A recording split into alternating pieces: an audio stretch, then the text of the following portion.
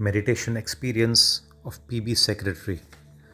Excerpts from My Reminiscences of PB by S.S. Gopalakrishnan, B.A., a former Indian secretary to PB.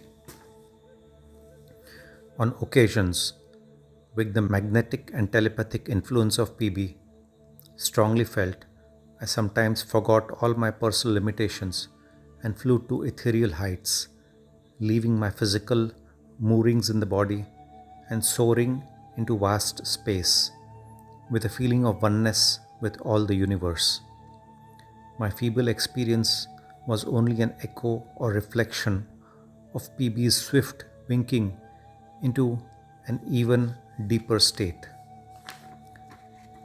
Such joint meditations destroyed all the worries and miseries of life and brought great peace to my mind and went a long way to develop me spiritually. And 100 times more was this so when in the immediate presence and under the guidance of PB.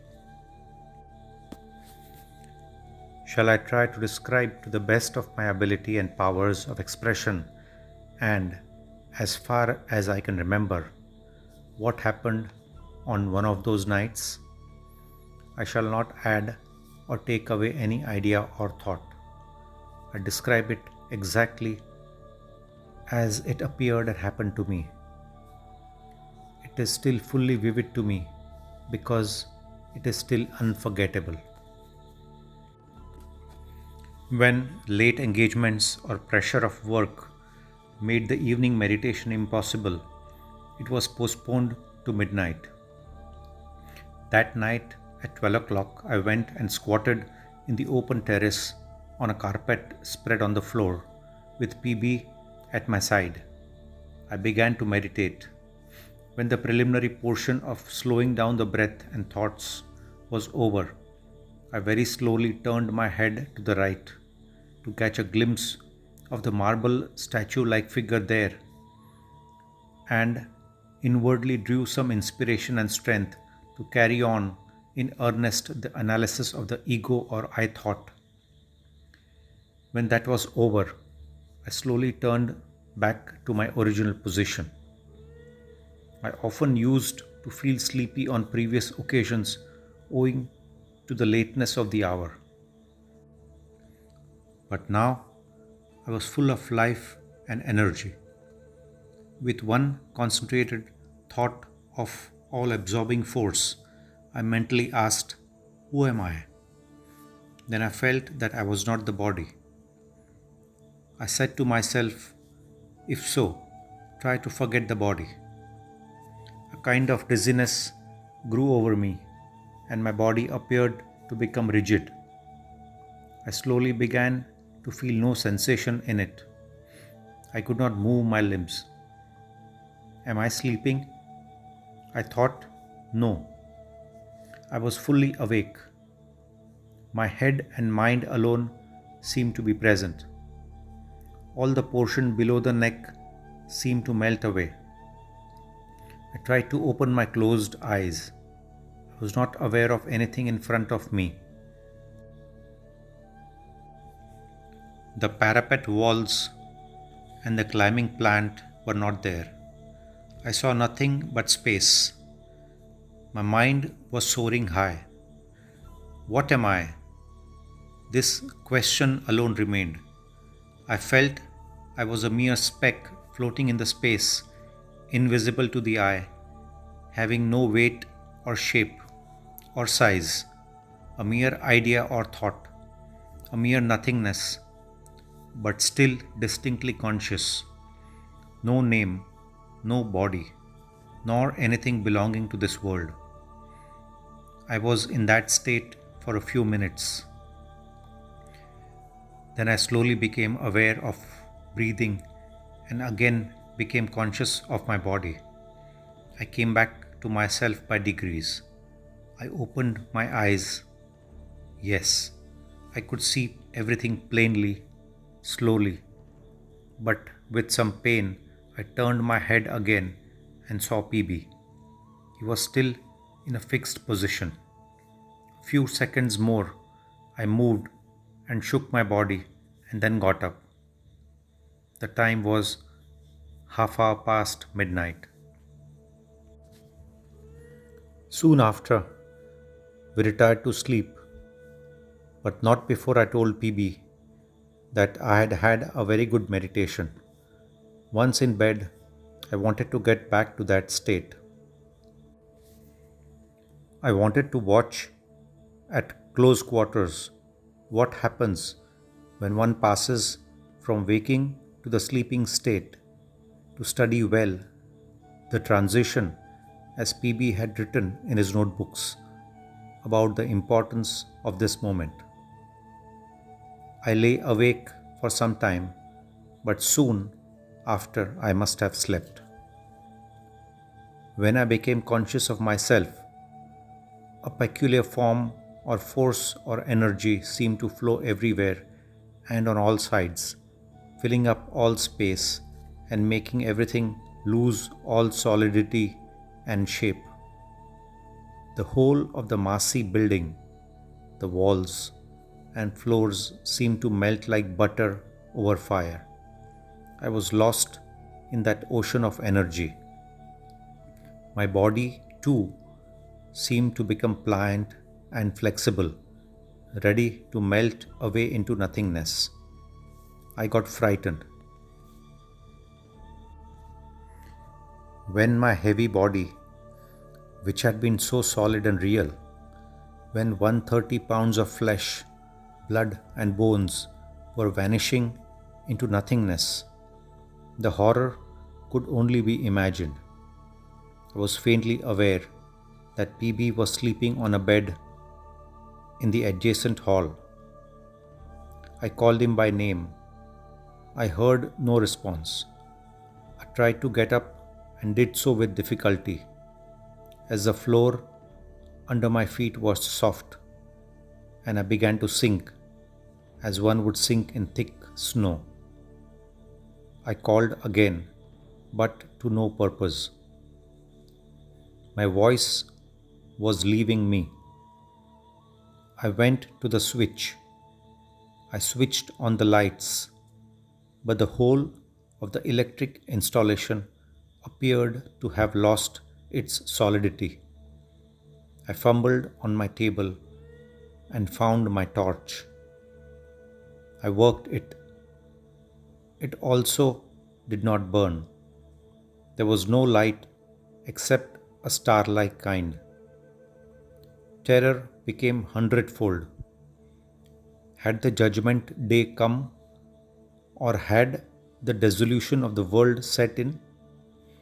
With one great effort, all the effort I could possibly gather, I waded and moved to where PB was sleeping. All the five senses were present in me only in part. Very near his bed, at the top of my voice, I called his name. He awoke and sat up and said something. I could not hear distinctly, for hearing, sight, and feeling were ebbing fast out of me.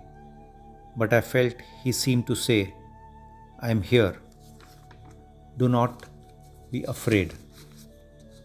Then I forgot consciousness, and slowly the whole thing vanished. I do not know how I got back to my bed. When I awoke, it was dawn, and the time was 6 a.m. My first feeling was to see my body and to feel sure it had not melted away. I ran my hands over my face and chest. I was again myself. I got up. When questioned, PB replied that I had come, terrified, to him during the night, about 40 minutes after we had retired. I tried to find out the changes, additions, or alterations to my thoughts because of this experience. First and foremost, to my mind, this occurrence was a real mystic experience, showing a glimpse into the absolute and revealing the great truth that the whole world is only an idea. I had read such a thing in PB's notebooks. It was now brought home to me as a piece of strange experience, this empty mentalness of the world. This indeed was how PB explained it to me the next morning after it happened. I felt then very strongly that my close association with him was partly responsible for it. His Indian enemies have described him in their public press attacks as a journalist in yogic pose. The truth is that I found him to be really a yogi in journalistic pose. He used to smile indulgently at their attacks, but thought it beneath his dignity to answer them. I, however, was not always able to keep silent over such gross injustices and misunderstandings. He never claimed to be anything more than a student of philosophical mysticism, but many incidents showed how humble was this estimate of his own powers. I may mention a little one. One day it struck me that I should present PB with my grandfather's copy of the book Vishnu Puranam, translated by H. Wilson, a rare edition, 100 years old, and a large volume weighing several pounds. For 2 days I had not time to talk with PB about my wish, but when I did mention it, he replied that the past 2 days he had a great desire to procure that very book. He produced his pocket diary, and to my astonishment, the entry was found in PB's own handwriting. Get Vishnu Puranam, translated by H. Wilson. He put it down to the fact that he had concentrated on the idea which went out and found the nearest mind which could be attuned to his. I was overjoyed at his words and immediately wrote an urgent letter home, got the book through the post, and presented him with it. He was equally glad to accept the same from me as a gift and promised to keep it all his life. Here is another incident. On the 6th day after I began to work for him, he suddenly predicted that I would stay with him for some years and then go into the employment of a public company which he named, where I would hold a high position. What he foretold was fully realized by later events.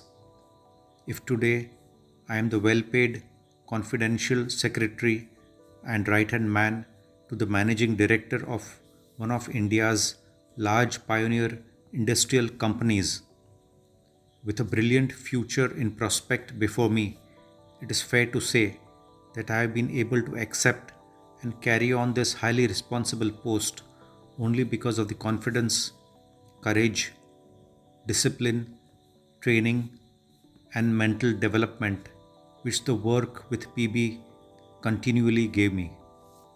And if I've kept my spiritual life fresh and undimmed amidst such a busy and active environment, it is also fair to say that it was PB who showed me how to attain and keep such a difficult balance.